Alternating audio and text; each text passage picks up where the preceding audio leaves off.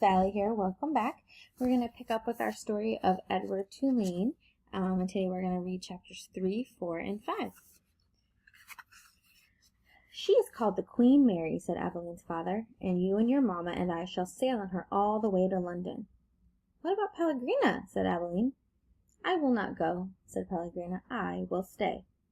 Edward, of course, was not listening. He found the talk around the dinner table excruciatingly dull. In fact, he made a point of not listening if he could help it. But then Abeline did something unusual, something that forced him to pay attention.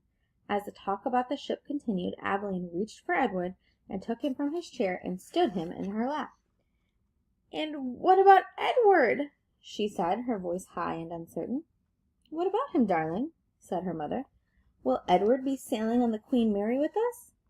"Well, of course, if you wish, although you are getting a little old for such things as China rabbits." "Nonsense!" said Abeline's father jovially. "Who would protect Abeline if Edward was not there?" From the vantage point of Abeline's lap, Edward could see the whole table spread out before him in a way that he never could when he was seated in his own chair. He looked upon the glittering array of silverware and glasses and plates. He saw the amused and condescending looks of Abeline's parents, and then his eyes met Pellegrina's. She was looking at him in the way a hawk hanging lazily in the air might study a mouse on the ground. Perhaps the rabbit fur on Edward's ears and tail, and the whiskers on his nose, had some dim memory of being hunted, for a shiver went through him. "Yes," said Pellegrina, without taking her eyes off Edward. "Who would watch over Abeline if the rabbit were not there?" That night, when Abeline asked, as she did every night, if there would be a story, Pellegrina said, "Tonight, lady, there will be a story." Abeline sat up in bed. "I think that Edward needs to sit here with me," she said, "so that he can hear the story too." "I think that is best," said Pellegrina. "Yes, I think that the rabbit must hear the story." Abeline picked Edward up, sat him next to her in bed, and arranged the covers around him. Then she said to Pellegrina, "We are ready now." "So," said Pellegrina. She coughed. "And so, the story begins with a princess." "A beautiful princess?" Abeline asked. "A very beautiful princess." "How beautiful?" "You must listen," said Pellegrina. "It is all in the story." Chapter 4. Once there was a princess who was very beautiful. She shone as bright as the stars on a moonless night. But what difference did it make that she was beautiful? None. No difference. "Why did it make no difference?" asked Abeline. "Because," said Pellegrina, "she was a princess who loved no one and cared nothing for love, even though there were many who loved her." At this point in the story, Pellegrina stopped and looked right at Edward. She stared deep into his painted-on eyes, and again Edward felt a shiver go through him. "And so," Pellegrina said, still staring at Edward. "What happened to the princess?" said Abeline. "And so," said Pellegrina, turning back to Abeline, "the king, her father, said that this princess must marry, and soon after this a prince came from the neighboring kingdom, and he saw the princess, and immediately he loved her. He gave her a ring of pure gold. He placed it on her finger. He said these words to her, 'I love you.' But do you know what the princess did?" Abeline shook her head. "She swallowed the ring. She took it from her finger and swallowed it. She said, 'That is what I think of love,' and she ran from the prince. She left the castle and went deep into the woods. And so—" "And so what?" said Abeline. "What happened then?" "And so the princess became lost in the woods. She wandered for many days. Finally she came to a little hut, and she knocked on the door. She said, 'Let me in, I am cold.' There was no answer. She knocked again. She said, 'Let me in, I am hungry.' A terrible voice answered her. The voice said, 'Enter if you must.' The beautiful princess entered, and she saw a witch sitting at a table counting pieces of gold. 3,622, said the witch. "I am lost," said the beautiful princess. "What of it?" said the witch. 3,623. "I am hungry," said the princess. "Not my concern," said the witch. 3,624. "But I am a beautiful princess," said the princess. 3,625, replied the witch. "My father," said the princess, "is a powerful king.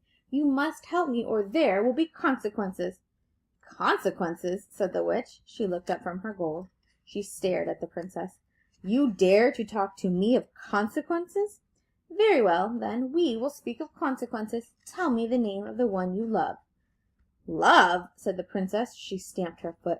Why must everyone always speak of love? Whom do you love, said the witch. You must tell me the name.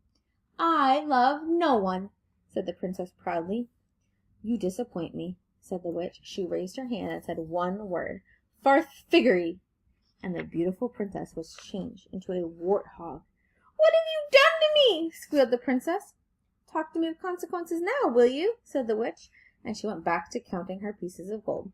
3,626, said the witch as the warthog princess ran from the hut and out again into the forest. The king's men were in the forest too, and what were they looking for? A beautiful princess, and so when they came upon an ugly warthog, they shot it immediately. Pow!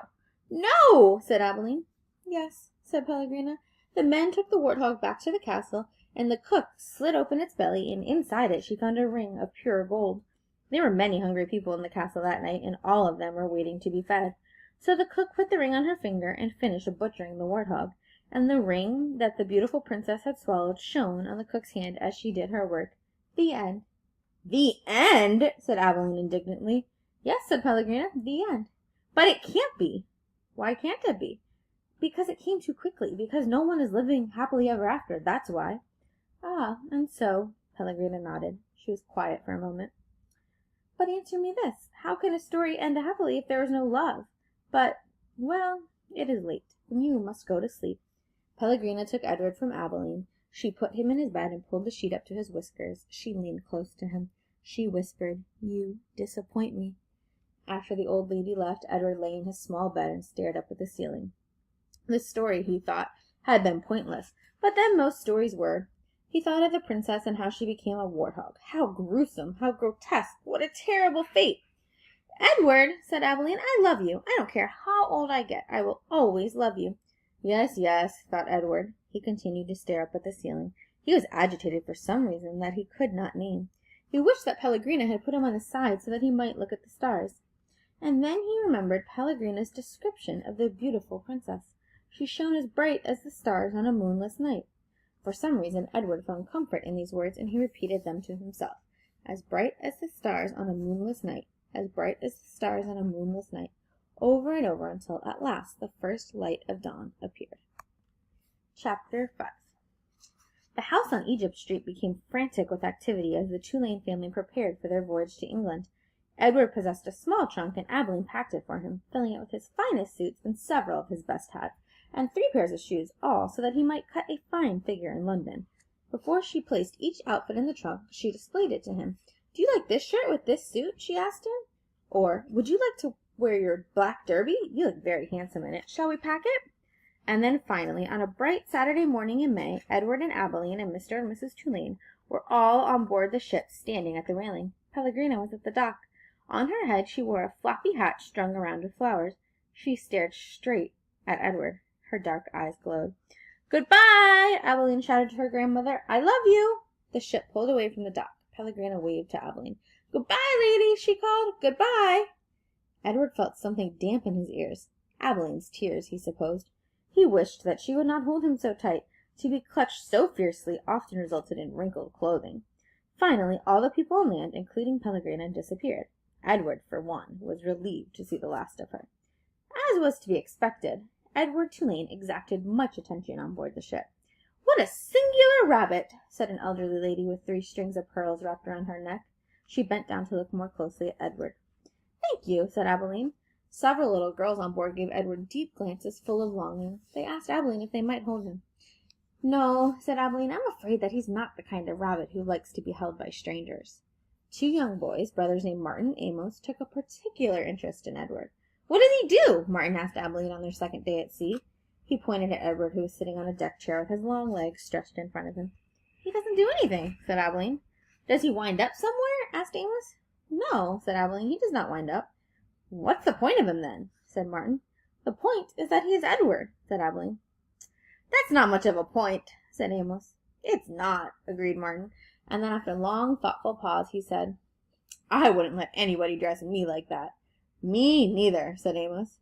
Do his clothes come off? Asked Martin. Of course they do, said Abilene. He has many different outfits, and he has his own pajamas, too. They are made of silk. Edward, as usual, was disregarding the conversation. A breeze was blowing in off the sea, and the silk scarf wrapped around his neck billowed out behind him. On his head he wore a straw boater. The rabbit was thinking that he must look quite dashing. It came as a total surprise to him when he was grabbed off the deck chair, and first his scarf and then his jacket and pants were ripped from his body. He heard his pocket watch hit the deck of the ship, and then, held upside down, he watched the watch roll merrily over toward Abeline's feet. "Look at him," said Martin. "He's even got underwear." He held Edward aloft so that Amos could see. "Take it off," shouted Amos. "No!" screamed Abeline. Martin removed Edward's underwear. Edward was paying attention now. He was mortified. He was completely naked except for the hat on his head, and the other passengers on board the ship were looking at him, directing curious and embarrassed glances his way. "Give him to me!" screamed Abeline. "He's mine!" "No," said Amos to Martin. "Give him to me." He clapped his hands together and then held them open. "Toss him. Toss him," he said. "Please," cried Abeline. "Don't throw him. He's made of china. He'll break." Martin threw Edward, and Edward sailed naked through the air. Only a moment ago the rabbit had thought that being naked in front of a shipload of strangers was the worst thing that could happen to him. But he was wrong. It was much worse being tossed in the same naked state from the hands of one grubby, laughing boy to another. Amos caught Edward and held him up, displaying him triumphantly. "Throw him back!" called Martin. Amos raised his arm, but just as he was getting ready to throw Edward, Abeline tackled him, shoving her head into his stomach and upsetting the boy's arms. So it was that Edward did not go flying back into the dirty hands of Martin. Instead, Edward Tulane went overboard.